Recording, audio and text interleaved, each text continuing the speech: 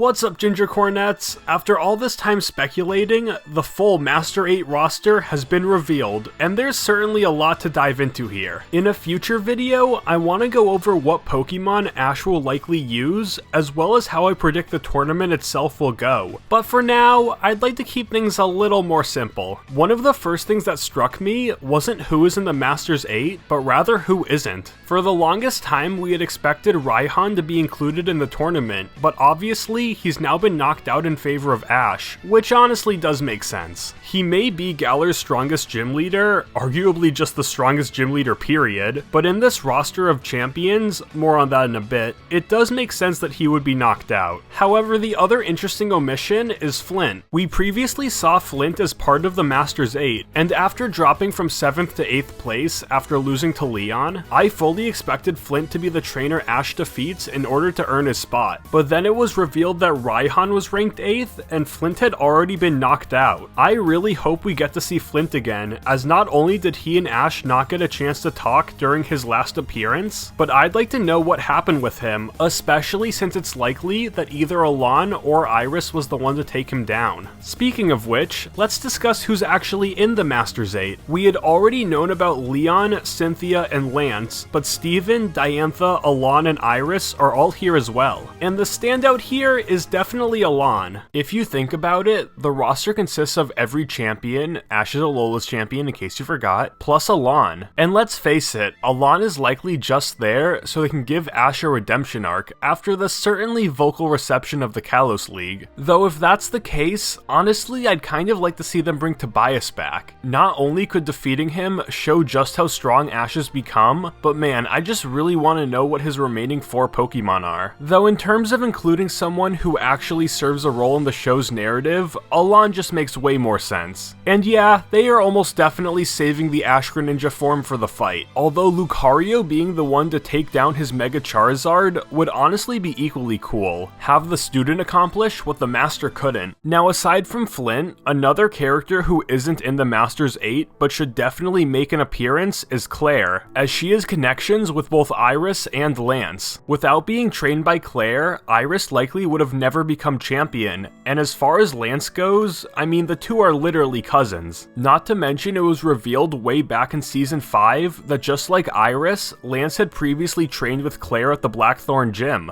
It's the headquarters for all up-and-coming dragon Pokemon trainers. I didn't know that. I trained Lance for many months at the Blackthorn gym. Or maybe I should be saying that he was training me. You know, I kinda feel bad that Claire is only a gym leader. I mean, she's trained 2 separate champions. But regardless, I'm almost more excited about the possibility of seeing Iris face off against Lance than I am for any of Ash's battles. Now, as for Diantha and Steven, I don't think they'll be too prevalent. Neither really had any presence in Journeys, aside from cameos and mentions, and unlike Alain, there really isn't a huge incentive for Ash to take them down. So they'll likely just be filler characters. Still really cool to see them return though. But let me know what you guys think about these 8 trainers officially being the strongest in the world, and if there's anyone you think Pokemon should have included. Anyway, I hope you have a great day, and I'll see you later, Gator Taters.